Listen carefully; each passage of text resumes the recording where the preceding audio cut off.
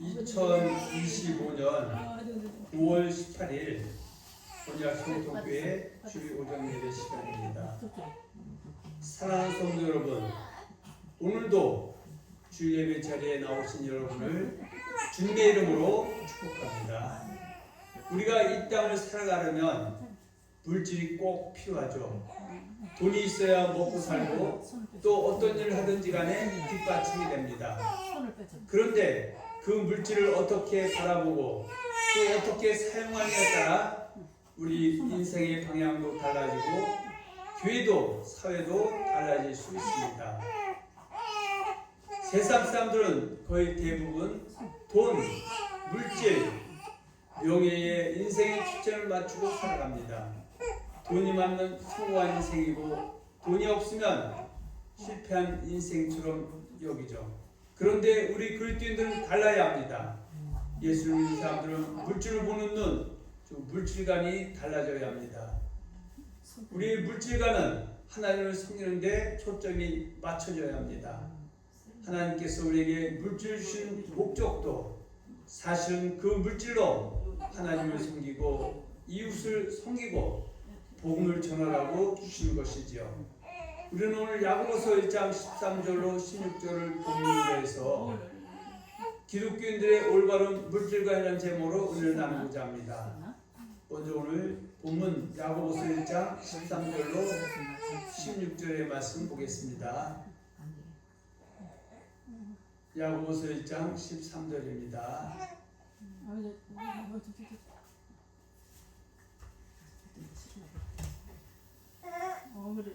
사람이 시험을 받을 때에 네가 하나님께 시험을 받는다 하지 않지니 하나님은 악에게 시험을 받지도 아니하시고 친히 아무도 시험하지 아니하시느니라. 오직 각 사람이 시험을 받는 것은 자기 욕심을 끌려오기 때문에 욕심이 잉태한 즉 죄를 낳고 죄가 장성한 즉 사형을 받느니라. 내 사랑하는 성도들아 속지 말라. 아멘. 성경 분명히 말합니다. 이 세상에 있는 것들을 사랑하지 말라고요. 왜냐하면 세상을 사랑하면 육신의 정욕, 안목의 정욕, 이생의 자랑에 빠지게 되고 결국 하나님과의 사랑에서 멀어지게 되기 때문입니다. 예수님께서는 우리들에게 길가밭을 지나 돌밭을 지나 가시떨기 밭을 지나 좋은 땅까지 도착하여야 한다고 말씀하십니다. 세상도 정욕도 결국은 다 지나갑니다. 하나님의 뜻을 행하는 자만이 영원히 거한다고 요한 1서 2장 17절에서 말씀하고 있습니다. 그럼 우리 먼저 요한 1서 2장 15절로 17절의 말씀을 보기로 하겠습니다. 요한 1서 2장 15절 17절 말씀입니다. 이 세상이나 세상에 있는 것들을 사랑하지 말라. 누구든지 세상을 사랑하면 아버지의 사랑이 그 안에 있지 아니하니 이는 세상에 있는 모든 것이 육신의 정욕과 안목의 정욕과 이생의 자랑이니 다 아버지께로부터 온 것이 아니요 세상으로부터 온 것이라. 이 세상도 그 정욕도 지나가되 오직 하나님의 뜻을 행하는 자는 영원히 거하느니라. 아멘.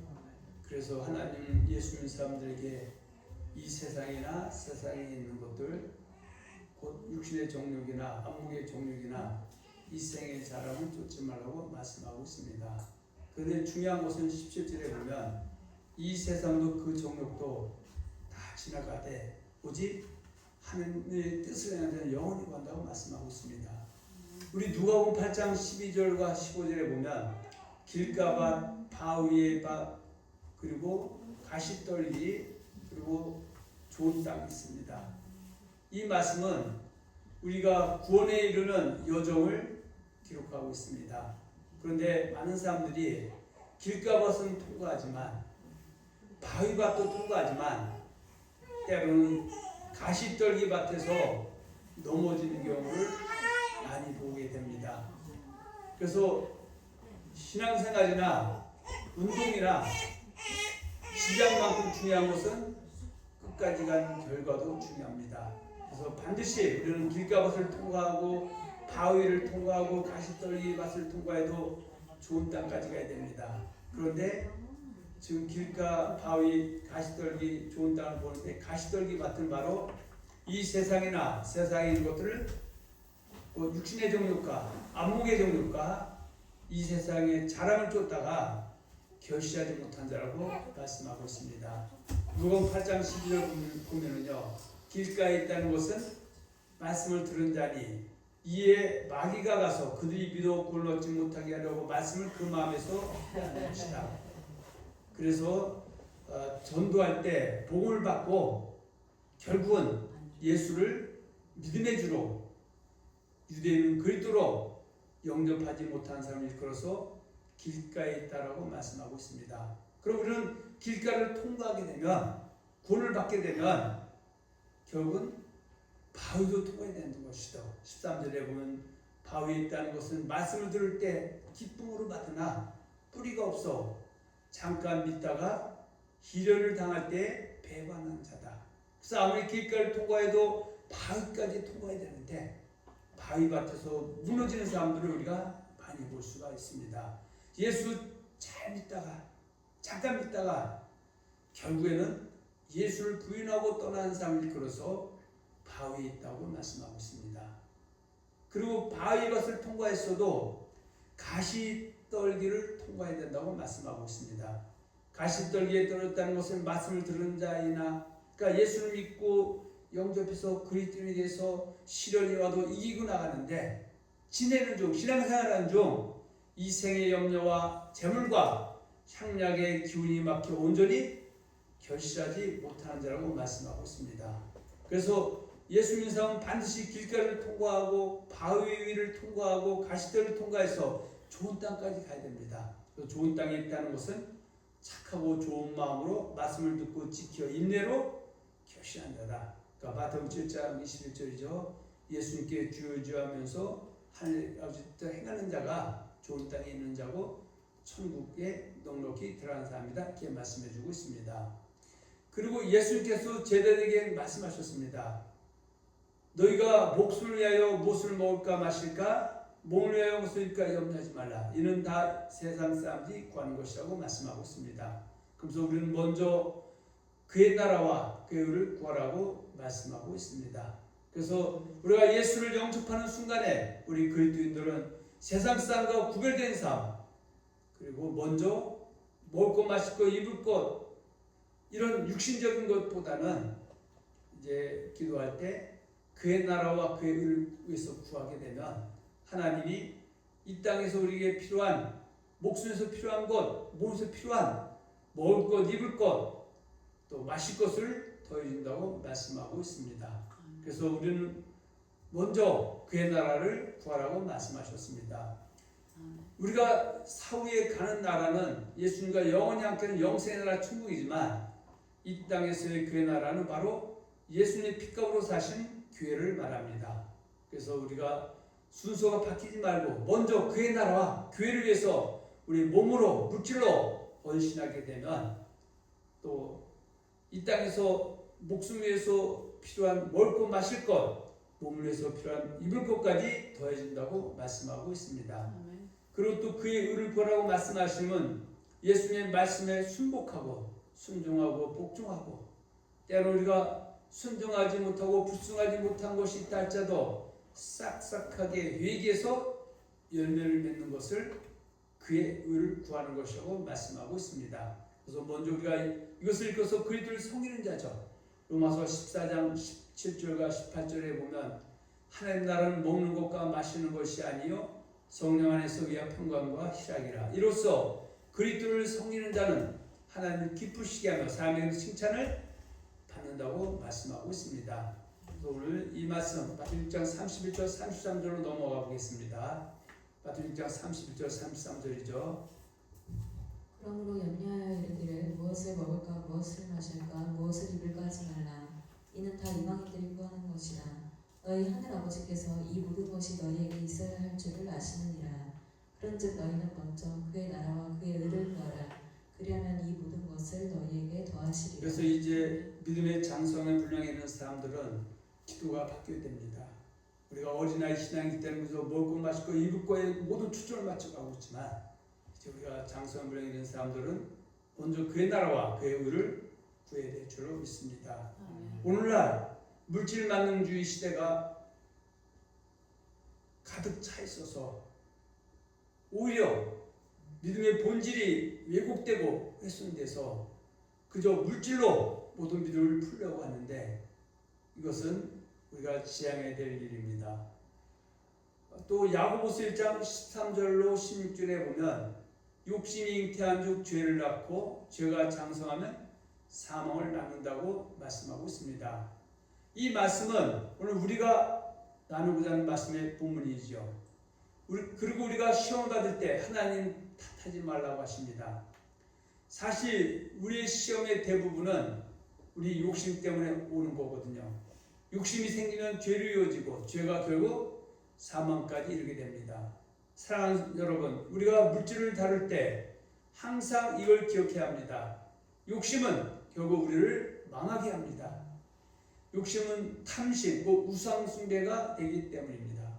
골로새서 3장 5절에 보면 그러므로 땅에 있는 지체를 죽이라. 곧 음란과 부정과 사욕과 악한 정욕과 탐심이니 탐심은 우상 숭배니라.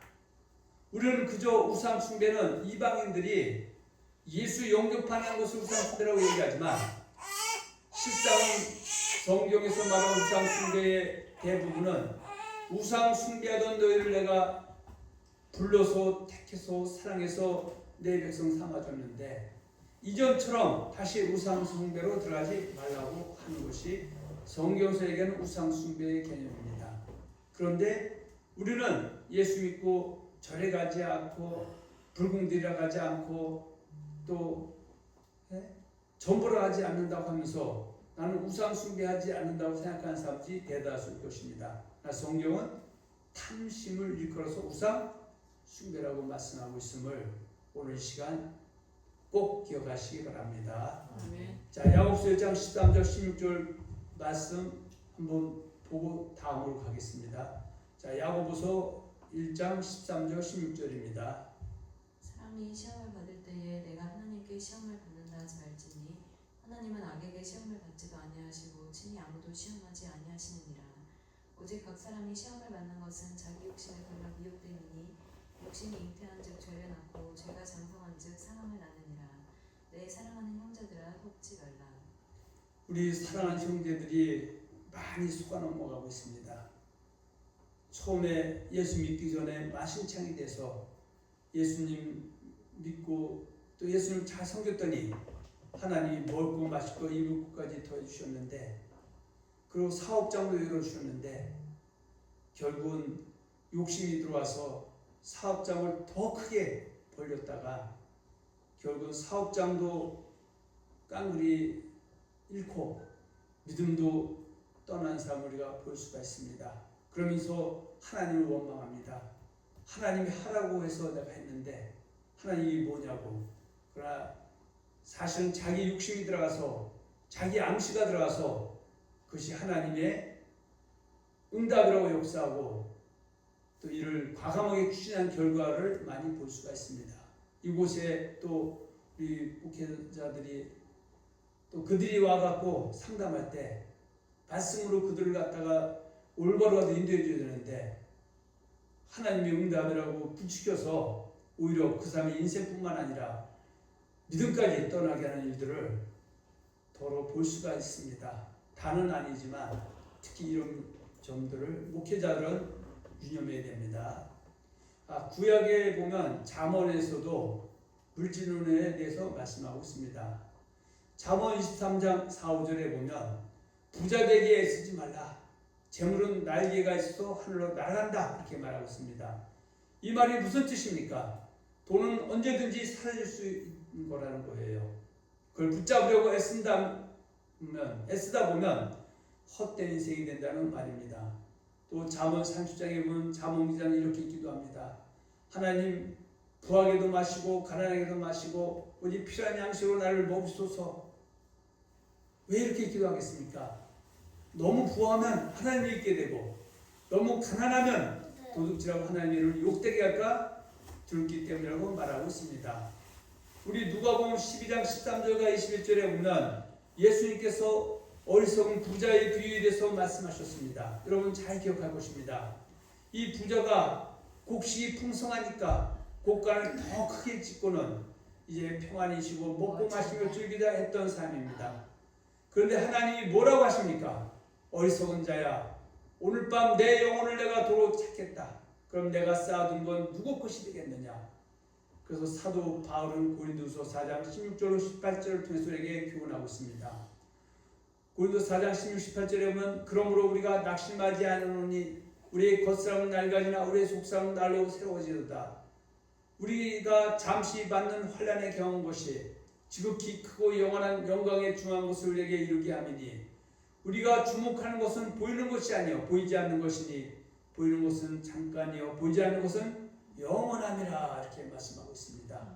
그래서 우리는 보는 것이 전부가 아니라 보이는 것이 전부가 아니라 보이지 않는 영원한 세계를 바라보면서 우리 아까 마태복음 6장 31절 33절에 예수님 하신 말씀처럼 그저 세상 사람과 똑같이 목숨에서 먹을까 마실까 입을까를 생각하는 사람이 아니라 먼저 그의 나라와 그를 구하라고 말씀하고 있습니다. 예수님께서는 마태복음 14장 30절로 39절에 보면 노아의 때와 같이 예수님이 재림이 가까우면 비슷한 일이 일어난다고 말씀하고 있습니다. 노아의 때와 같이 인자의 몸이 그러리라. 홍수전에 노아가 방주에 들어가는 날까지 사람들이 먹고 마시고 장가들고 씻고 있으면서 홍수가 나서 죄를 당하면까지 깨닫지 못하였으니 인자의 마음 이와 같으리라. 말세가 되면 사랑이 식어지고 돈을 사랑하고 또 믿음의 그 본질에서 벗어나서 탐심으로 흘러버림을 통해서 노아의 때 오직 겨우 8명이 물심을 구원받지 못한 것처럼 예수님 오실 때도 구원하는 자가 적을 것이라고 말씀하고 있습니다. 그래서 우리는 정신을 차리고 근신해서 이제 말씀으로 돌아와서 신앙생활을 이어나가야 됩니다. 신앙생활은 각자 신앙이라는 것은 존재하지 않습니다. 신앙생활은 예수님의 말씀을 따라서 하는 것이 신앙생활입니다. 아브라함이 하나님이 내 본토 친척 아비 집을 떠나 내가 지시할 땅으로 가라 했을 때 그가 갈 뻔을 알지 못했지만 하나님의 말씀을 쫓아갔다 말씀하신 것 같이 우리도 때로는 내 생각과 말씀이 부딪힐 때 주변에 사람의 소리가 부딪힐 때 우리는 말씀을 쫓아가야 합니다. 사랑하는 성도 여러분, 우리가 이 땅에서 아무리 많은 재물을 모은다 해도요 그게 하나님께 부여하지 못하면 아무 소용이 없는 것입니다. 그리고 마태복음 6장 19절 21절에 보면 우리 예수님께서는 보물을 땅에 쌓아놓지 말고 하늘에 쌓으라고 말씀하셨습니다. 땅에 쌓은 보물은 도둑이 와서 도둑질하고 또 썩어지고 사라지지만 하늘에 쌓은 보물은 절대 없어지지 않습니다. 그리고 내 보물이 있는 곳에 내 마음도 있다고 말씀하셨습니다. 결국 우리가 마음 두는 자리가 어디냐에 따라 우리의 인생 방향이 결정된다는 말입니다. 걔 눈에는 뭐만 보인다고 똑같이 예수를 믿는데 어떤 사람은 예수를 보물로 말씀을 보물로 여기고 때로는 말씀 때문에 손해보고 또 내가 용서해야 되는 그 길을 가는 것이 어리석은 자 같지만 그것이 진실로 하나님 기뻐하시고 하늘의 봉을 쌓는 길입니다. 그래서 우리가 하늘의 봉을 쌓는 것은 로켓에 우리 물질을 씌워서 하늘에 올려보내는 것이 아니라 이 땅에 살 때 그의 나라와 그 위해서 내 이웃을 위해서 그 물질로 섬기는 것이 바로 하늘의 보물을 쌓아놓는 것이고 자기 위해서만 쓰는 것은 땅에 보물을 쌓아놓는 것이라고 말씀하고 있습니다. 우리 부자와 나사로의 비유가 있죠. 누가복음 16장 19절 31절의 말씀인데 부자는 이 땅에서 화롭게 살았습니다. 그리고 반대로 거지 나사로는 이 땅에서 예수 믿는 것 때문에 복음 전하는 것 때문에 정말 거지처럼 살았습니다. 사람들은 부자를 칭송했고 거지 나사로를 멸시천대했습니다. 그러나 역전이 됐습니다. 두 사람이 똑같이 세상에 살다가 죽었는데 한 사람은 천국을 의미하는 아브라함 품에 안겼는데 바로 사람들은 부자가 안길 줄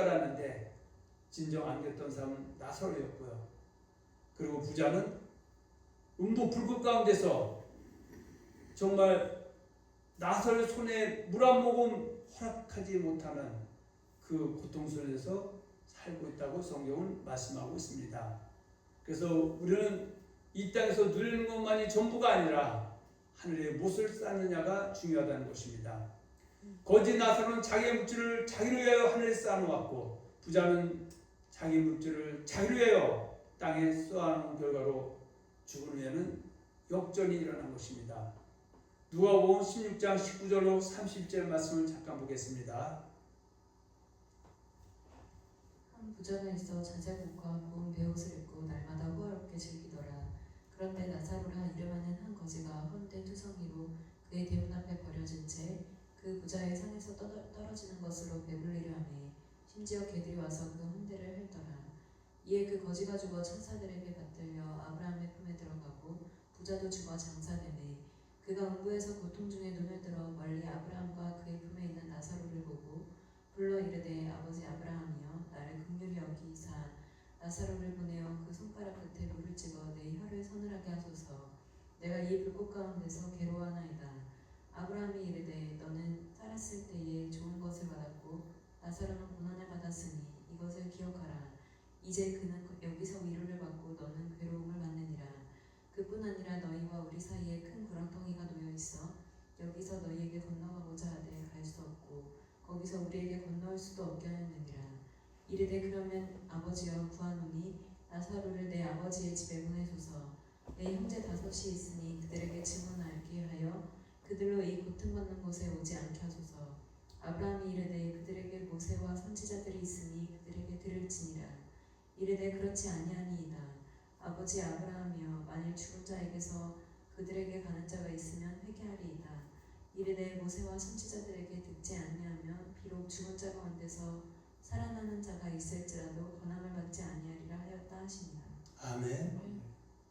자, 아브라함의 품에 안긴 나사로와 음부 불꽃 가운데 들어가서 너무 뜨거워서 거짓 나사로의 손에 물을 찍어달라고 했을 때 허락되지 않는 곳에 들어간 부자 이야기죠. 그런데 여기서 보면은 방점이 있습니다.